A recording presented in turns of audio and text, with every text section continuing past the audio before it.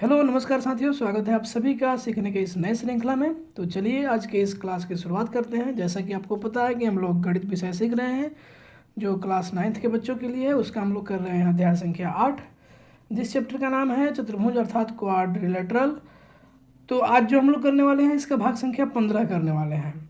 सही पूछिए तो ये चैप्टर जो है समाप्त हो चुका है, लेकिन इस भाग में जो हम लोग सीखेंगे वो इस पूरे चैप्टर का एक समरी क्लास लेने वाले हैं, अर्थात जो मुख्य मुख्य पॉइंट है उस पर हम लोग एक बार जोर से ध्यान देते हुए गहन से विश्लेषण करेंगे। जैसा कि आपको पता है कि हम लोग पिछले ही भाग में जो प्रश्नावली 8.2 के बचे हुए प्रश्न थे 5 और 6 उसको कर चुके हैं।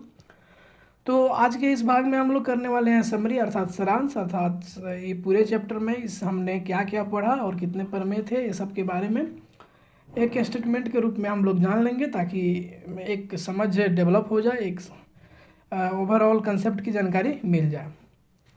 ये पूरा क्लास नहीं है। अगर आप पूरा क्लास देखना चाहते हैं तो भाग संख्या 1 से 14 देखिए, फिर भाग आप 15 देखेंगे तभी समझ में आएगा।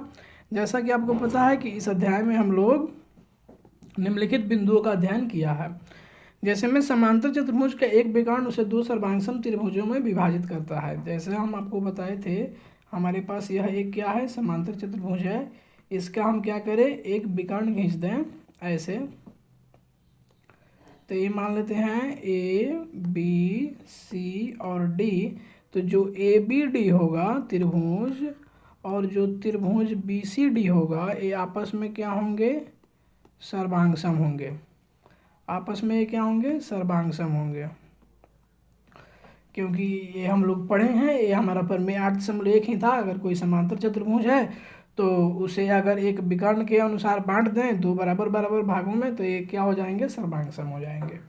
यहाँ तक ये क्लियर है आपको।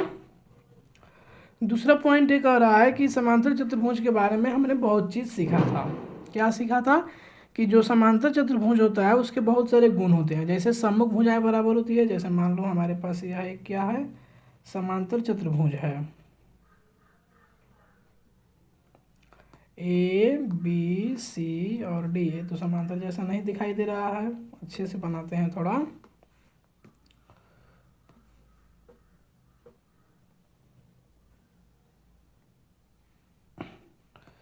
ए बी सी और डी तो सम्मुख भुजाएं बराबर होती है। इसका मतलब ये हुआ जितना ए बी होगा उतना ही क्या होगा, सी डी होगा। ई और ई वाला पार्ट बराबर होगा।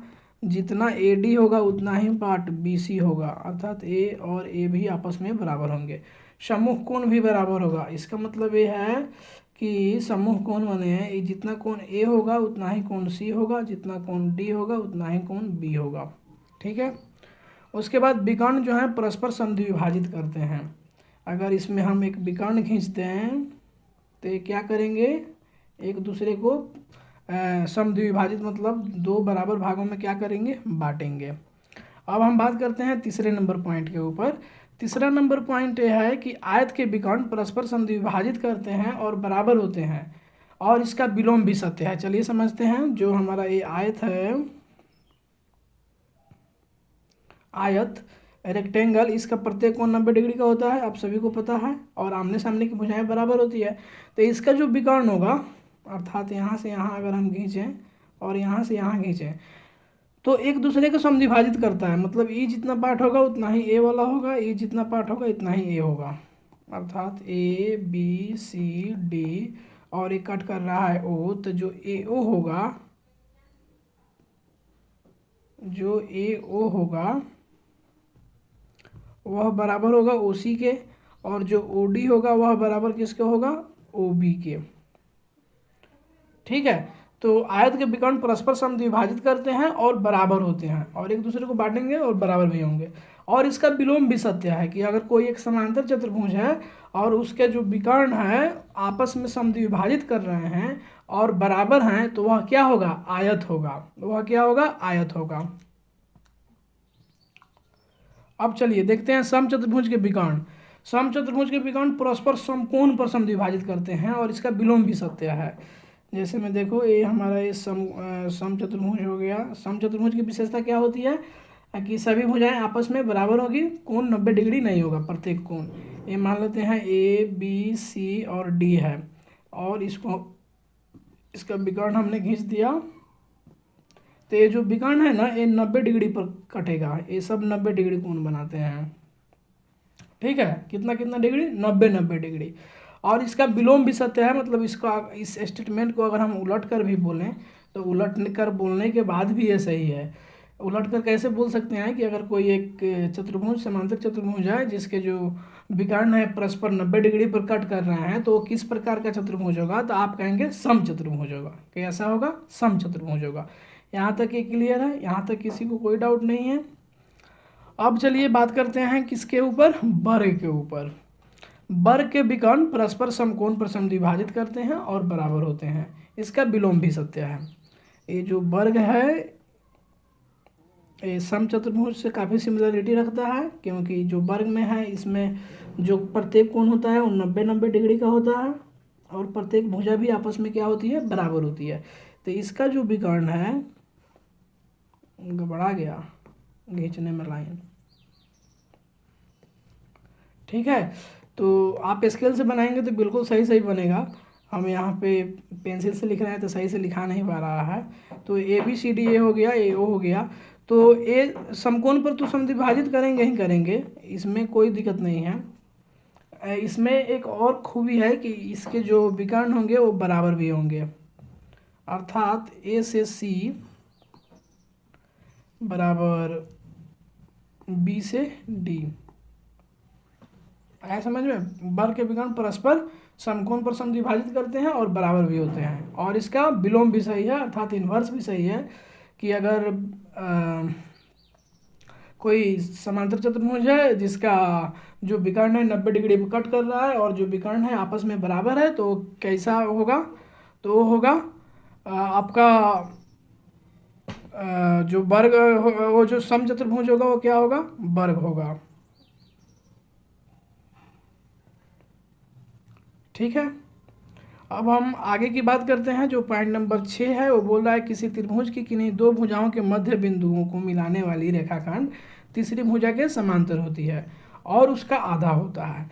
तो मान लेते हैं ये हमारा कोई एक त्रिभुज है, त्रिभुज ABC, किन्हीं दो भुजाओं के मध्य बिंदु को मिलाने वाला रेखाखंड। तो मान लो AB का ये मध्य बिंदु है E और AC का मध्य बिंदु क्या है? D। तो इन दोनों को मिलाने वाला जो ये रेखाखंड है E से D, यह जो होगा E से D, यह समांतर होगा किसके? BC के समांतर होगा। किसके समांतर होगा? BC के समांतर होगा। और वो जो तीसरी भुजा के समांतर होता है और उसका आधा होता है। और ये जो ED होगा इसका जो वैल्यू होगा कितना होगा? हाफ BC होगा। इसका हमने प्रॉपर प्रूफ किया है पिछले भाग में। तो ये कंसेप्ट यहीं कर रहा है। ठीक है, कि अगर कोई एक त्रिभुज है, त्रिभुज के दो भुजाओं को मध्य बिंदु को मिलाने वाली जो रेखाखंड है वो तीसरी भुजा के समांतर होगी और उसकी आधा होगी। इसका मतलब ये जो E से D तक मिलाएं वो BC के समांतर होगी और जो ED होगा वो BC का आधा होगा। ये है सीधा वाला। और इसका ये विलोम है कि किसी त्रिभुज की एक भुजा के मध्य बिंदु से दूसरी भुजा के समांतर खींची गई रेखा तीसरी भुजा को समद्विभाजित करती है। चलिए समझते हैं क्या कह रहा है कि एक त्रिभुज ऐसा है, ठीक है, कि किसी त्रिभुज की एक भुजा के मध्य बिंदु से, एक भुजा का मध्य बिंदु मान लेते हैं ये वाला है, ये हमारा इसका मध्य बिंदु है ABC। ठीक है, तो AB का मध्य बिंदु मान लेते हैं D है। और कह रहा है ये जो किसी त्रिभुज की एक भुजा के मध्य बिंदु से दूसरी भुजा के समांतर, ये पहला भुजा हो गया, ये हमारा हो गया दूसरी भुजा। ठीक है, तो इसके समांतर एक हम क्या कर दिए? रेखा खींच दिए ऐसे भुजा के समांतर, क्योंकि मान लो यहाँ इसका नाम DE रख देते हैं। तो जो DE है वो समांतर है किसके? BC के। और जो D जो है AB का मध्य बिंदु है, AB का मध्य बिंदु है।